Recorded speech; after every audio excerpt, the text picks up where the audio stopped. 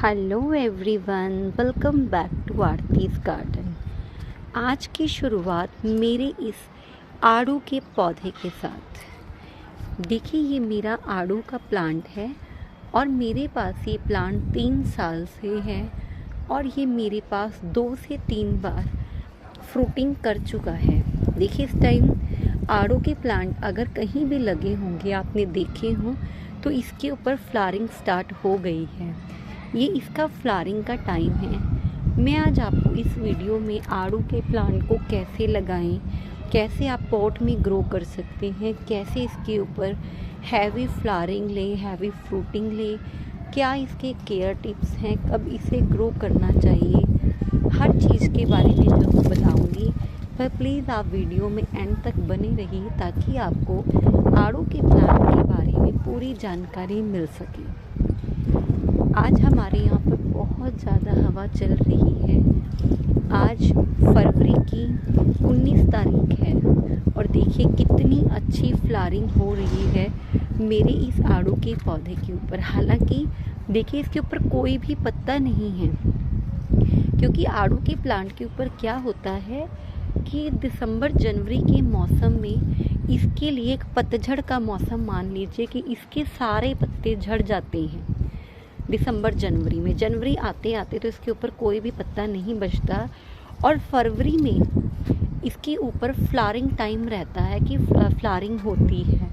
और जब इसके ऊपर फ्लावरिंग होती है तब इसके ऊपर लीव्स नहीं होते, लीव्स बाद में आएंगे, पहले फ्लावरिंग होती है। और इसका देखिए फ्लावरिंग का दिखाती हूँ आपको। देखिए कैसे होती है कि फ्लावरिंग भी जैसे पेयर में ही, देखिए दो दो, आप जहाँ पर भी देखेंगे, देखिए बर्ड्स बने हुए, फूल नहीं खिले हैं, तो जहाँ भी आप फ्लावरिंग देखेंगे ये पेयर में होती है। इसमें दो दो, कई जगह पर 4 भी हैं। ये देखिए यहाँ पर 4 बर्ड्स बनी हुई हैं, लेकिन तब भी ये 2 पेयर में फ्लावरिंग है। और इसके ऊपर मैं आपको सारी जगह पर दिखाती हूँ। और ये मेरे टेरेस गार्डन में एक ये मेरी वेस्ट प्लास्टिक बकेट के अंदर लगा हुआ प्लांट है। मैंने इस जनवरी में इसकी रिपॉटिंग की थी, क्योंकि ये प्लांट पिछले 2-3 साल से इसी बकेट में लगा हुआ है और इसकी रूट बॉन्ड हो चुकी थी। अगर मैं इसकी रिपॉटिंग ना करती तो इसके ऊपर मुझे इतनी हैवी फ्लावरिंग नहीं मिल सकती थी। इसलिए मैंने जनवरी में इसकी रिपॉटिंग कर दी थी और इसकी मैंने रूट ट्रिमिंग भी की थी। देखिए हर जगह पर इस पे कितनी सारी बर्ड्स बनी हुई हैं और बहुत अच्छी फ्लावरिंग चल रही है।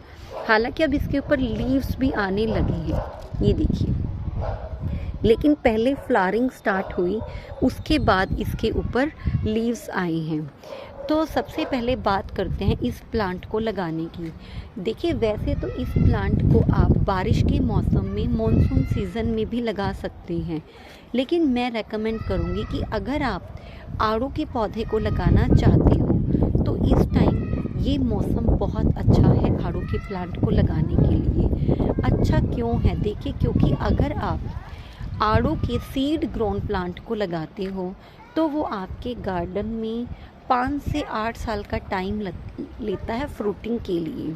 इसलिए सीड ग्रोन प्लांट को नहीं लगाना चाहिए, या फिर उसे अगर लगाओ तो ज़मीन में लगाना चाहिए। अगर आपके अंदर पेशेंस हैं कि आप 8 साल बाद फ्रूटिंग ले सकते हैं या 5 साल बाद, तब आप उसे लगा सकते हैं। लेकिन अगर आप अपने टेरेस गार्डन में किसी पॉट में आड़ू के पौधे को लगाना चाहते हैं तो उसके लिए आपको ग्राफ्टेड प्लांट ही लेना होगा। देखिए ये इसका ग्राफ्टेड एरिया है यहाँ पर। और अगर आप ग्राफ्टेड प्लांट लेते हैं तो जब भी आप किसी ग्राफ्टेड प्लांट को चाहे ज़मीन में लगाइए या फिर किसी पॉट में, तो उसका जो ये ग्राफ्ट एरिया होता है इसे हमेशा मिट्टी से ऊपर, ये देखिए चाहे ज़मीन में या जहाँ भी, ये देखिए मिट्टी से कितना ऊपर है ये। क्योंकि अगर ये एरिया ग्राफ्टेड पोर्शन जो है अगर मिट्टी के अंदर चला जाए तो यहाँ पे किसी भी टाइप की फंगस आकर, तो ये एरिया अगर पानी के कांटेक्ट में कंटिन्यूसली रहेगा या मिट्टी में रहेगा तो यहाँ से इसका ग्राफ्ट खराब हो जाता है और प्लांट धीरे धीरे मर जाता है। तो सबसे पहले ध्यान रखने वाली बात है कि आप एक ऐसा प्लांट लें जो ग्राफ्टेड हो। चेक कर लें, यहाँ से आपको देखकर पता चल जाएगा। अभी क्या है कि मेरा ये प्लांट जो है, इसके स्टेम जो काफ़ी अच्छी थिक हो गई है, जिसकी वजह से ग्राफ्टेड पोर्शन उतना अलग नहीं लग रहा, लेकिन जब आप लेंगे तो वो इतना ज़्यादा थिक नहीं होती है स्टेम, जो ट्रंक एरिया होता है इसका, तो आपको पता चल जाएगा कि ग्राफ्टेड प्लांट है।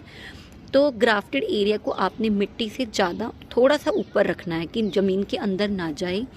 और उसके बाद मिट्टी कैसी बनाएं, देखिए ज़मीन में तो आप जहाँ भी प्लांट लगाती हो उसकी मिट्टी जैसी भी हो कोई फ़र्क नहीं पड़ता, लेकिन जब आप किसी पॉट के अंदर, किसी कंटेनर के अंदर आड़ू के पौधे को लगाते हो, तो मैं ये भी नहीं कहूँगी कि मिट्टी पूरी तरह से वेल ड्रेन होनी चाहिए, लेकिन मिट्टी को आप ऐसा बनाइए जो कि पानी को होल्ड तो करे, लेकिन पानी हमेशा उसके अंदर रुका ना रहे, क्योंकि जितने भी फ्रूट प्लांट्स होते हैं उन्हें पानी की बहुत ज़्यादा रिक्वायरमेंट नहीं रहती।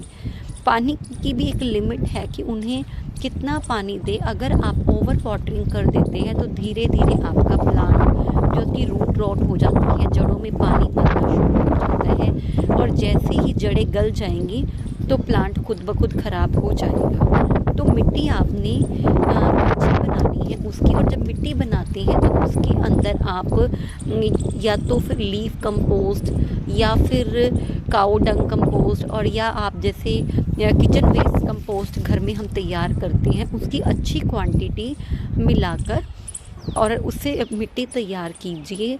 और एक बात बताना चाहूँगी कि जब भी आप किसी फ्रूट प्लांट को, फ्लावरिंग प्लांट को, जिस भी किसी प्लांट को लगाना खरीद कर लाते हो, सबसे पहले उसे 1 हफ्ते तक उसकी रिपोर्टिंग ना करें, उसे अपने और पौधों के बीच में रख दीजिए।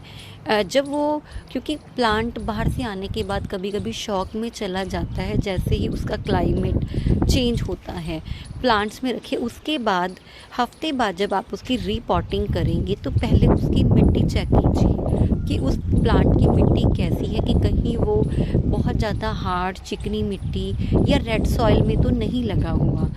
और जब भी हम कोई प्लांट खरीदते हैं तो पहले उसको लगाने से पहले हमें उस प्लांट की नेचर के बारे में पता होना बहुत ज़रूरी है, कि उस प्लांट की क्या रिक्वायरमेंट्स हैं, उसकी मिट्टी की रिक्वायरमेंट कैसी है, उसकी पानी की रिक्वायरमेंट कैसी है, या फिर उसी क्लाइमेटिक रिक्वायरमेंट कैसी रहती है।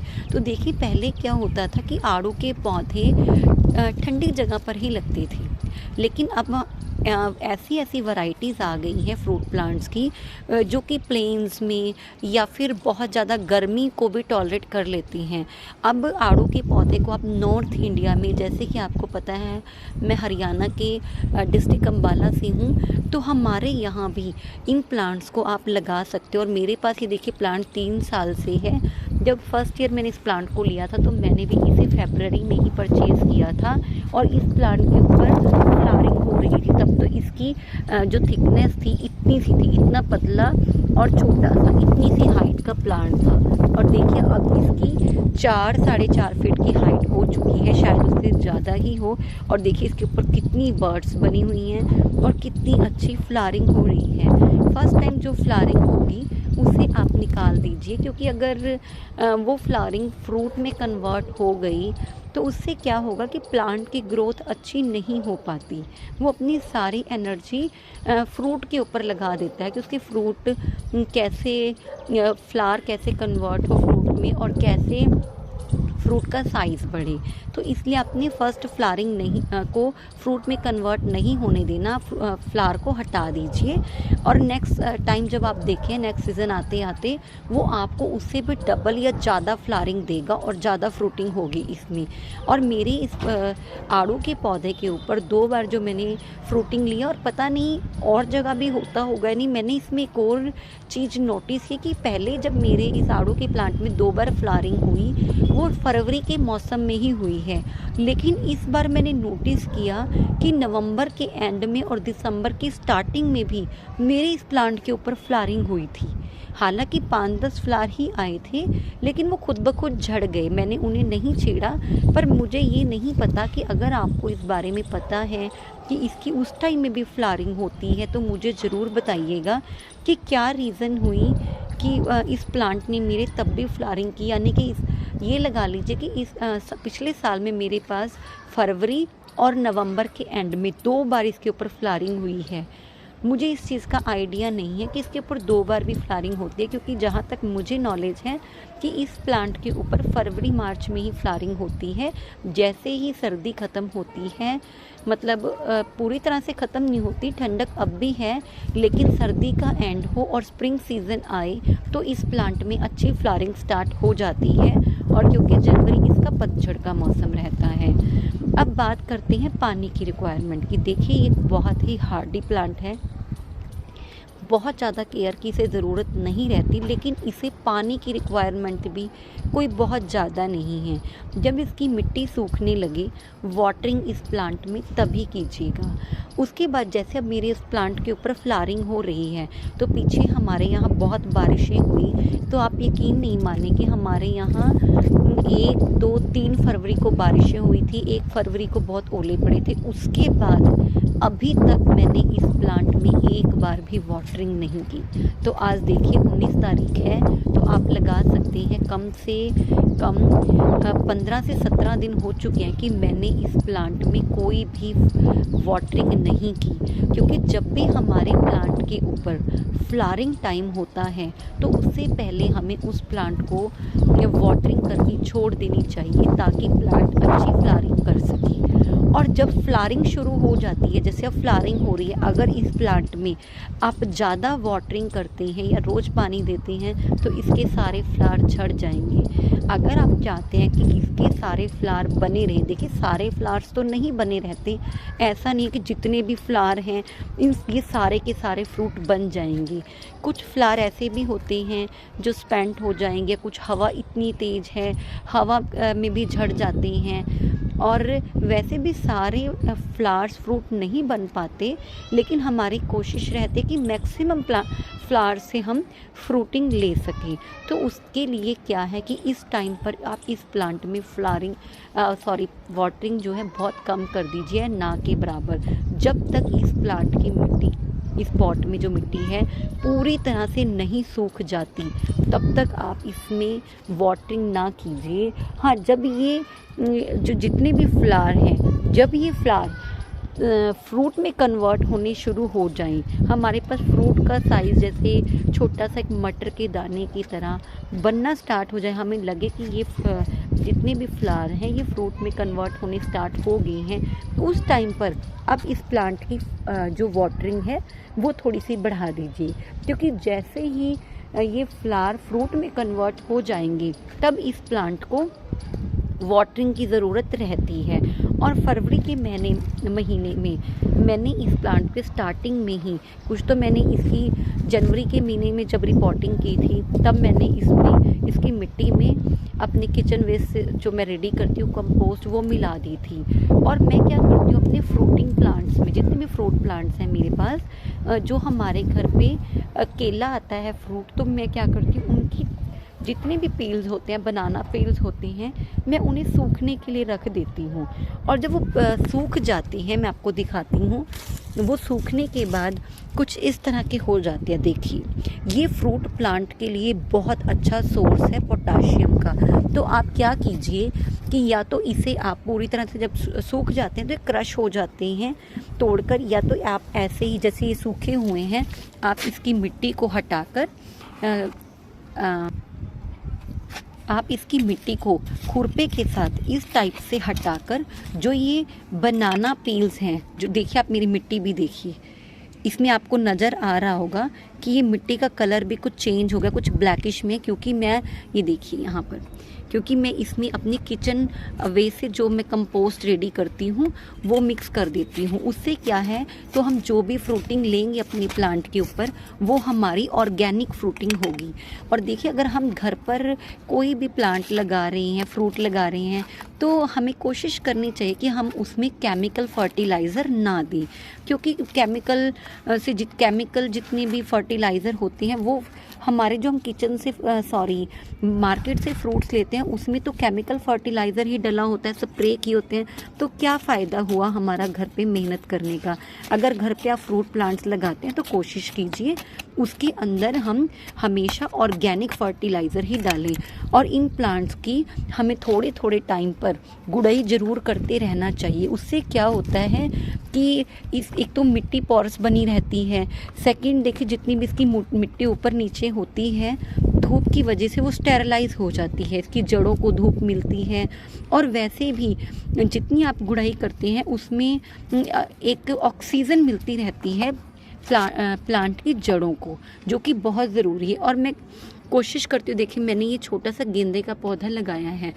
अगर हमने फ्रूट प्लांट्स लगाए हुए हैं तो हमें अपने गार्डन में फ्लावरिंग प्लांट्स ज़रूर लगाने चाहिए, क्योंकि उससे क्या होता है कि पॉलिनेशन में बहुत हेल्प मिलती है।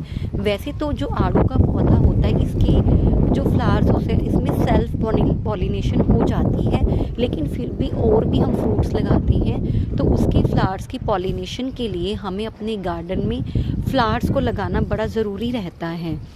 और फ्लावर्स तभी आएंगे अगर आप हम इंसेक्ट्स तभी आएंगे, या जो भी हमारे हनी बर्ड्स होती हैं जो भी इनमें पॉलिनेशन का काम करती हैं, तो वो तभी आएंगे जब हमारे गार्डन में फ्लावर लगे होंगे। वो फ्लावर्स उन्हें अट्रैक्ट करते हैं और हनी बर्ड्स आती हैं और वो पॉलिनेशन में बहुत हेल्प करती हैं प्लांट्स का। देखिए मैंने आपको मिट्टी भी बता दी, खाद या हमें गुड़ाई करते रहना चाहिए। और अगर आप इस प्लांट को लाना चाहते हैं तो ये बहुत अच्छा मौसम है, क्योंकि अगर इस टाइम पर आप इस प्लांट को लाते हैं तो आपको इस प्लांट के ऊपर फ्लावरिंग मिलेगी और आप श्योर हो जाएंगे कि नेक्स्ट ईयर आप इस प्लांट के ऊपर फ्रूटिंग ले सकते हैं।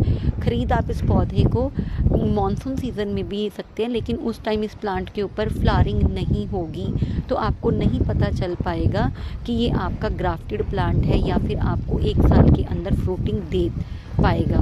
तो कोशिश कीजिए इस फरवरी में आप अपने टेरेस गार्डन में या अपने घर पर आड़ू के पौधे को ज़रूर ऐड कीजिएगा। और अगर आप आड़ू के पौधे के बारे में कुछ और जानना चाहते हैं तो मुझे कमेंट बॉक्स में पूछ सकते हैं। और अगर आपको मेरी आज की वीडियो अच्छी लगती है तो इसे लाइक शेयर करना मत भूलिए। और आपको मेरा ये आड़ू का पौधा कैसा लगा बताइएगा ज़रूर। और अगर आपने मेरे चैनल को अभी तक सब्सक्राइब नहीं किया तो प्लीज़ मेरे चैनल को सब्सक्राइब ज़रूर कीजिएगा। Thank you so much.